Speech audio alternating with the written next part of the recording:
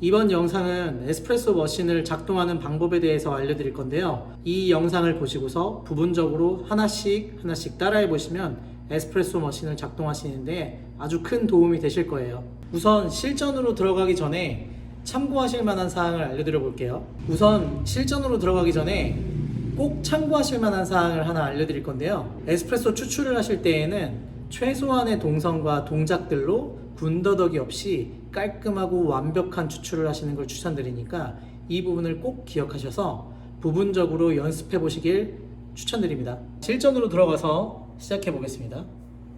우선 이렇게 그룹 패드에 장착되어 있는 포타필터라는 게 있는데, 잘 모르시는 분들을 위해서도 한번 알려드리자면 에스프레소 머신에 이런 국자같이 생긴 걸 장착하는 부분을 그룹 패드라고 하고요, 그 안에 들어있는 국자같이 생긴 이 부분을 포타필터라고 얘기합니다.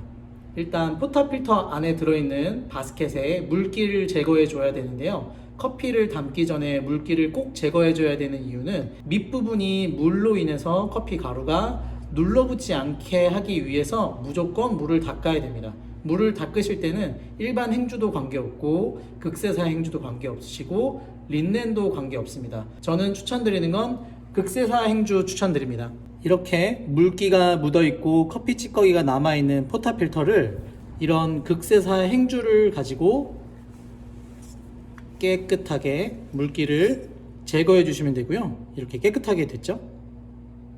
그리고 에스프레소를 추출하시는 장소가 협소하지 않으시다면 이렇게 생긴 스탠드 커피 넉박스를 이용하시는 것도 추천드립니다. 스탠드 넉박스에는 옆에 이렇게 행주를 걸어 놓을 수 있는 고리를 장착할 수 있어서 걸어 놓고 사용할 수 있으니까 좀 더 편하거든요. 장소가 협소하지 않으시다면 스탠드 넉박스도 한번 고려해 보시는 걸 추천드립니다.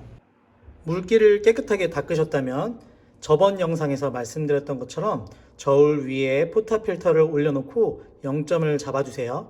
그리고 맞춰진 그라인더 시간에 따라서 버튼을 누르시거나 레버를 당기셔서 원하시는 용량만큼 담으시면 되는데요. 이렇게 포타필터를 올려놓으시고 원두를 담아주실 때는 이렇게 산 모양처럼 밑면은 넓고 윗면은 좁게 담아주시는 게 레벨링하기 훨씬 수월하고 밀도를 분배하기 훨씬 좋은 형태입니다. 포타필터에 잘 담은 분쇄 원두를 너무 높게 풍성하게 위로 솟아있다면은 탬핑을 하시기 전에 그라인더 위에서 살짝 이런 식으로 태핑을 해주시면은 풍성한 게 조금 낮아지거든요. 하지만 이 작업은 탬핑을 하신 후에는 태핑을 하지 않으시기 바랍니다. 탬핑을 하신 후에 태핑을 하시게 되면 내부에 균열이 생겨서 채널링이 발생돼서 물이 엉뚱한 방향으로 흘러 커피 맛이 맛없게 추출이 될 가능성이 높아지거든요. 잘 담은 원두를 레벨링을 해줄 차례인데요. 이런 레벨링 툴이나 손으로 연습하셔서 레벨링 작업을 해주시면 되는데요. 먼저 디스트리뷰터라는 이 레벨링 툴을 통해서 작업하는 걸 보여드리도록 하겠습니다. 디스트리뷰터를 사용하실 때는 꾹 누른 상태에서 돌리지 마시고요. 위에 그냥 올려놓은 상태에서 슥슥슥슥 돌려서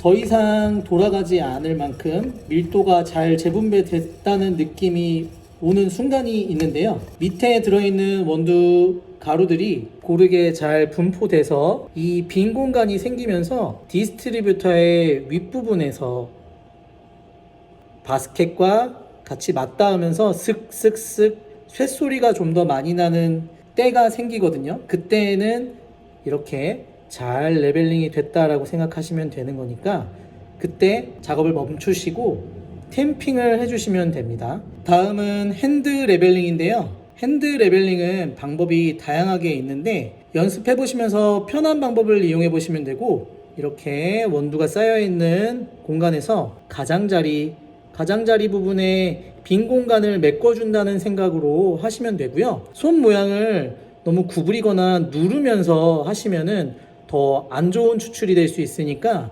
약간 평평하게 펴신 상태로 잘 분배해 준다는 생각으로 핸드 레벨링을 연습하시면 됩니다.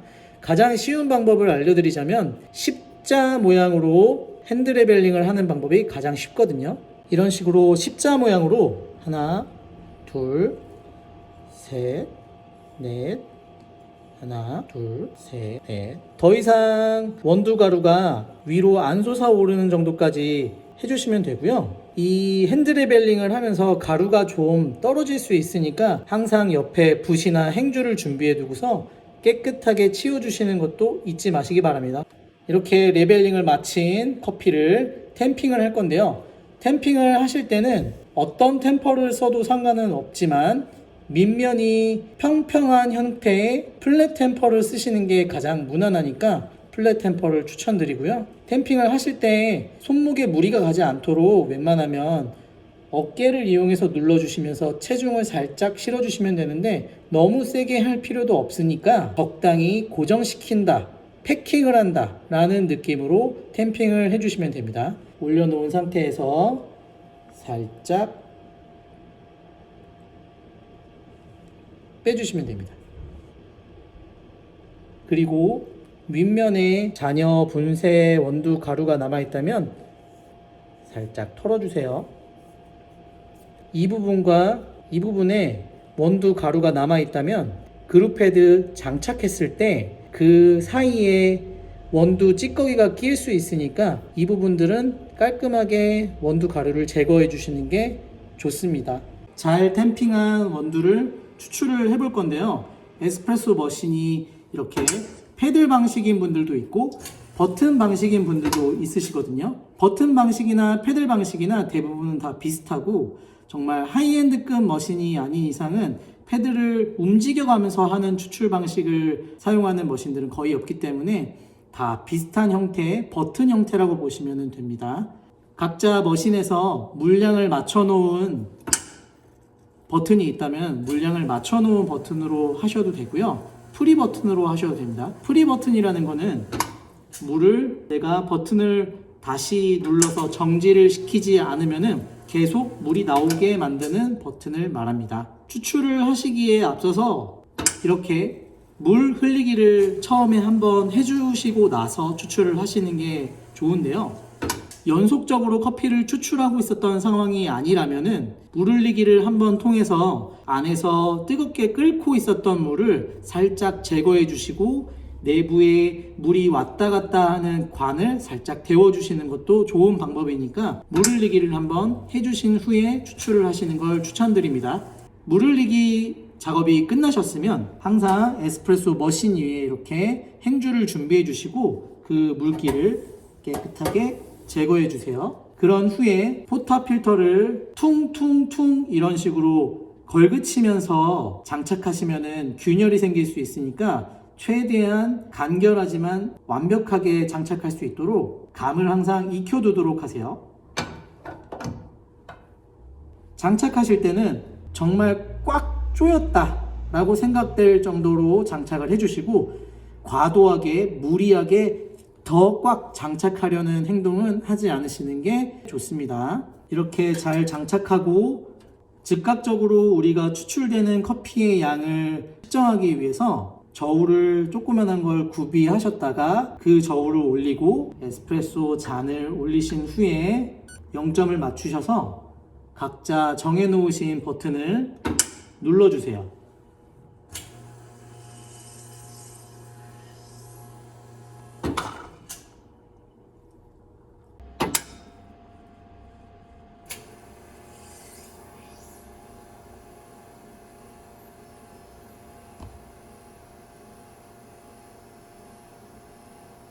이 작업까지가 한 잔의 커피를 만드는 에스프레소를 사용하는 방법인데요. 이 작업이 사실 단순해 보이지만 익숙해지기 전까지는 조금 어려울 수 있으시니까 버려도 되는 원두를 구비하셔서 연습해 보시는 방법도 좋은 방법이니까 그렇게도 한번 연습해 보시기 바랍니다. 특히 사장님들이시라면 매장에서 좀 더 정말 전문가가 만들어주는 것 같은 그런 커피를 보여드리려면 아무래도 연습을 하시는 게 가장 중요하지 않을까 싶어요. 마지막으로 에스프레소 머신을 사용하실 때 조금 팁을 알려드리고 싶은데요. 일단 저희가 사용한다는 디스트리뷰터 이런 툴을 사용하실 때 저희는 가장 높은 높이로 이렇게 길게 뽑아놓은 상태로 사용을 하고 있거든요. 이 높이에 따라서도 추출이 빨라지고 느려지는 현상이 발생하니까 그것에 따라서 그라인더 분쇄도도 변경되고 할 가능성이 높겠죠. 그 부분을 꼭 고려하셔서 디스트리뷰터를 사용하신다면 높이를 한번 체크해 보시는 걸 추천드립니다. 다음은 에스프레소 그라인더에서